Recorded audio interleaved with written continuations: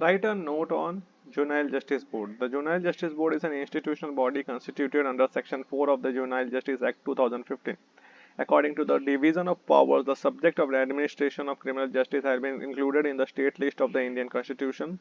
Therefore, one or more than one juvenile justice boards are established by the state government for each district. The board exercises its power and discharges functions relating to the child in conflict with law, and it has been defined under Section 230 of this Act. The Constitution of the Juvenile Justice Board is defined under Section 4 subsection 2 of the Act. The bench possesses all the powers that are exercised by a criminal court as under code of CRPC. The members are selected by a selection committee that is headed by a retired judge of High Court and comprises of principal magistrate, a judicial magistrate plus class or metropolitan magistrate with an experience of 3 years can be appointed for this post.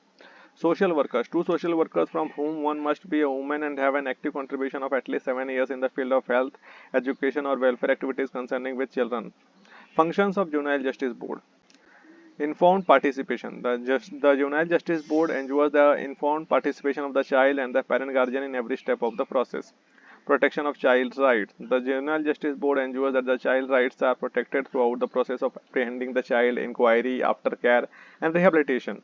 Legal aid. The Juvenile Justice Board ensures the availability of legal aid for the child through legal aid service institutions. Interpreter or translator. The Juvenile Justice Board provides an interpreter or translator if the child fails to understand the language used in the proceedings. Social investigation. The Juvenile Justice Board directs the probation officer, child welfare officer, social worker to conduct a social investigation to ascertain the circumstances in which the alleged offence was committed. Adjudication and disposal of cases. The Juvenile Justice Board adjudicates and disposes of cases of children in conflict with law in accordance with the process of inquiry.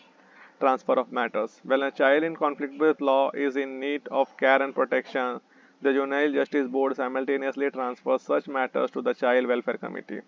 Individual care plan. The Juvenile Justice Board includes an individual care plan for the child's rehabilitation in a final order disposing of the matter.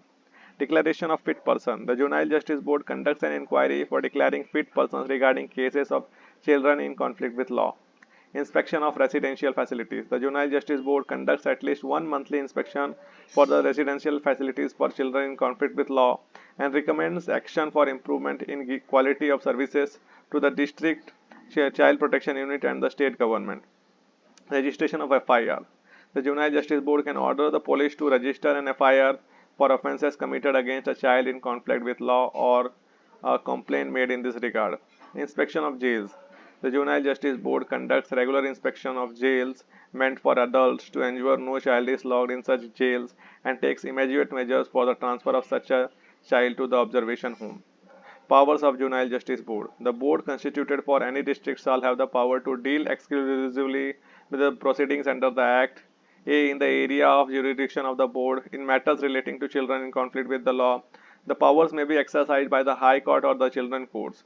When proceedings under Section 19 come before them or in appeal, provision or otherwise, when an alleged child in conflict with law is produced before the board, it shall exercise its power to hold an inquiry according to the provisions of this Act and may pass orders as it deems fit as per provisions of the law. The board is also empowered to inquire into heinous offences under Section 15 of the Act. Such preliminary assessment has to be disposed of within a period of 3 months from the date of first production of the child before the board.